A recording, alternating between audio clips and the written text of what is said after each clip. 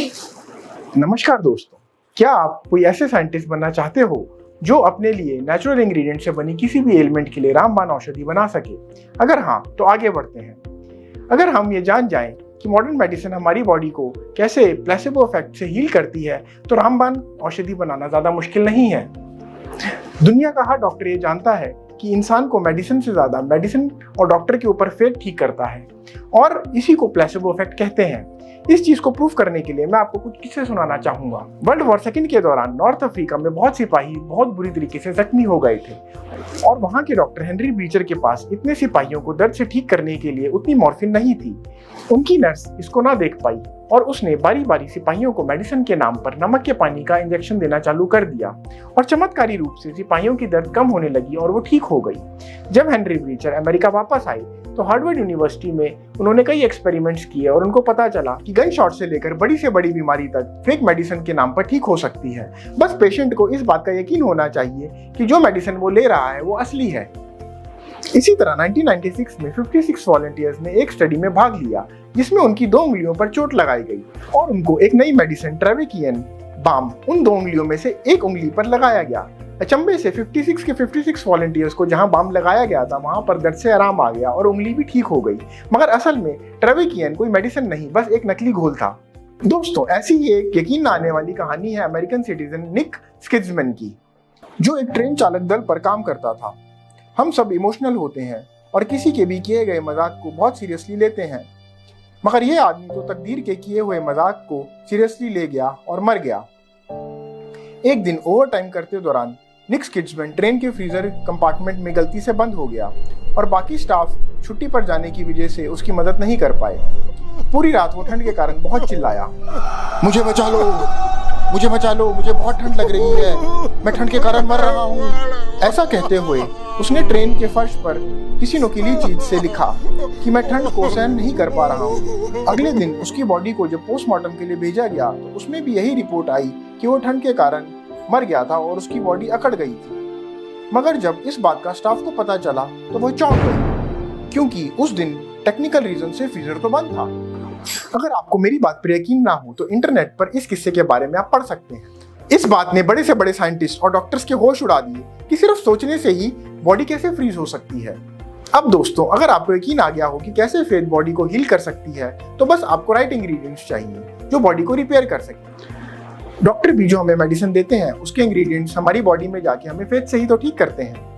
अब आपको मैं ऐसी ही रामबाण औषधि बताऊंगा जिससे हमारी बॉडी नेचुरली अपने आप को रिपेयर कर सकेगी और उसको सारे इंग्रेडिएंट्स मिल जाएंगे जो बीमारी को ठीक कर सके। ये रामबाण औषधि है व्हीट, बार्ले या ध्रुव ग्रास जूस। ये हजारों सालों से उपयोग में थी। आप हर साल जिनकी दिवाली को पूजा करते हैं, जिन्होंने हमारे लिए भगवत गीता लिखी, उनको इसी ग्रास ने बचाया था। हाँ, मैं भगवान गणेश जी की बात कर रहा हूँ। एक बार एक शक्तिशाली राक्षस को निगलने के बाद उनके पेट में जलन पैदा हो गई। पूरे ब्रह्मांड के कई भगवान और डॉक्टर्स उनकी जलन से उनको राहत नहीं दे पाए।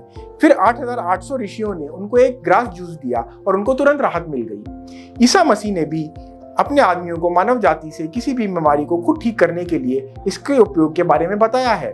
सुश्रुता, जिन्होंने सुश्रुता संहिता लिखी थी, जिनको सर्जरी के पिता के रूप में भी जाना जाता है, उन्होंने भी अपने पेशेंट्स के घाव को ठीक करने के लिए इसी चीज का उपयोग किया। इस बात के ऊपर मैं आपको एक हास्य कविता सुनाना चाहूंगा। चलिए अस्पताल चलते हैं, आदमी के दर्शन करते हैं। अस्पताल का ये हाल है, आदमी पूरा बेहाल है। डॉक्टर कहता है तुम्हारी रिपोर्ट क्यों खराब है? मुझसे नहीं, टेस्टिंग मशीन से पूछो। टेस्टिंग मशीन कहती है मैं हूँ बेजान, पूछना ही है तो उससे पूछो जिसमें है जान, और जो नहीं हो सकता अस्पताल का गुलाम। अस्पताल के बाहर सारे आदमी दिखे बेजान, बीमारी से परेशान। जंगल गया तो वहां दिखा एक शेरू नाम का कुत्ता और एक बब्बर शेर, जो बीमारी में खा रहे थे घास का ढेर। पूछने पर बताया करो डॉक्टरों का परहेज, और अब से बीमारी में खाओ इस घास का ढेर, और शेरू से बन जाओ बब्बर शेर।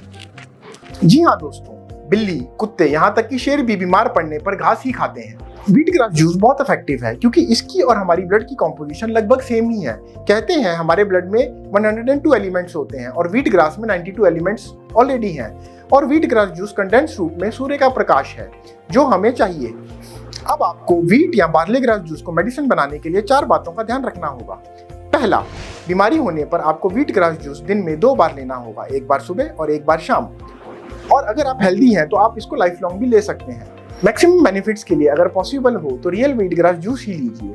उसकी नॉन अवेलेबिलिटी पर आप व्हीट ग्रास पाउडर भी ले सकते हैं जो मार्केट में इजीली अवेलेबल है। दूसरा, व्हीट ग्रास को लेने से पहले आपको उसमें हील मी या फिर हील माय ऑर्गन बोलना होगा। इसके पीछे एक बहुत गहरी साइंस है। जापान के बहुत फेमस साइंटिस्ट मिसारो इमोटो ने जब पानी में पावरफुल माइक्रोस्कोप से एक्सपेरिमेंट किए तो उन्होंने ऑब्जर्व किया कि हर बोले गए वर्ड की एनर्जी के कारण पानी के अंदर का एटॉमिक स्ट्रक्चर चेंज हो जाता है और फ्रीज करने पर अलग अलग क्रिस्टल की फॉर्मेशंस करता है। जैसे कि वर्ड लव और पीस बहुत ही सुंदर क्रिस्टल फॉर्मेशन बनाते हैं और लव और वर्ड्स हेट, किल मी, एंगर बहुत ही गंदे क्रिस्टल की फॉर्मेशन बनाते हैं। तीसरा, व्हीट ग्रास को पीते टाइम आपको 30 सेकंड्स उसको माउथ में स्विश करना है और इमेजिन करना है कि आपकी बॉडी की इम्यूनिटी बढ़ रही है और उस पर्टिकुलर ऑर्गन या उस बीमारी को ठीक कर रही है। मैं दिखाता हूं कैसे। दोस्तों, जैसे अगर आप किसी बीमारी से परेशान हो तो आपको व्हीट ग्रास जूस में कोई भी वर्ड बोलना है, जैसे कि हील मी या कोई प्रेयर या कोई मंत्रा जिसमें आपको फेथ हो। Heal me, heal me, heal me, और उसको ऐसे पीना है।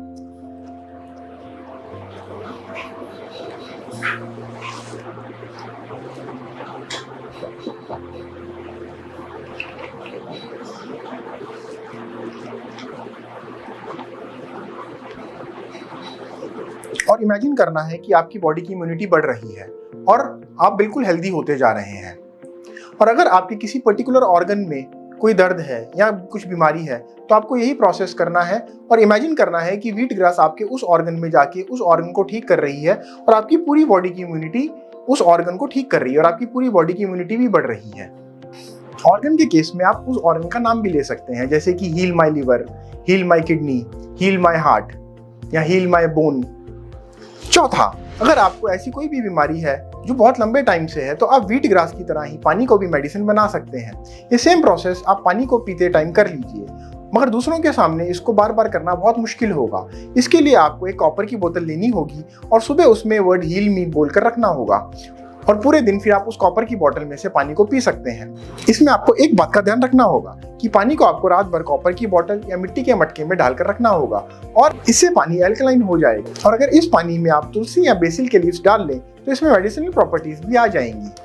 आप इस टेक्निक को बस एक बार यूज करके देखिए। मुझे पूरी उम्मीद है कि दुनिया में कई हजारों लोग जो इस प्लेसिबो इफेक्ट की टेक्निक से फायदा उठा रहे हैं, आपको भी इससे बहुत फायदा होगा। स्वामी विवेकानंद जी के अनुसार फेथ किसी भी चीज को ठीक कर सकता है। उनके अनुसार नास्तिक वो नहीं है जिसको भगवान पर फेथ नहीं है, नास्तिक वो है जिसको अपने ऊपर ही फेथ नहीं है। दोस्तों, अगर आपको ये टेक्निक्स अच्छी लगी और आप अपने आप को पावर ऑफ पॉजिटिव थॉट्स और नेचुरोपैथी के थ्रू ठीक करना चाहते हैं तो हमारे साथ जुड़िए और स्क्रीन पर दिए गए नंबर पर कॉल या व्हाट्सएप कीजिए। इस वीडियो को अंत तक देखने के लिए आपका बहुत बहुत शुक्रिया और आपका दिन मंगलमय हो। दोस्तों, अगर आप हमेशा हेल्दी रहना चाहते हैं और किसी भी बीमारी को नेचुरली ठीक करना चाहते हैं तो मेरी किताब ओमनी साइंस होलिस्टिक हीलिंग को ज़रूर पढ़िएगा। ये अमेज़ॉन किंडल में फ्री में अवेलेबल है। Thank you.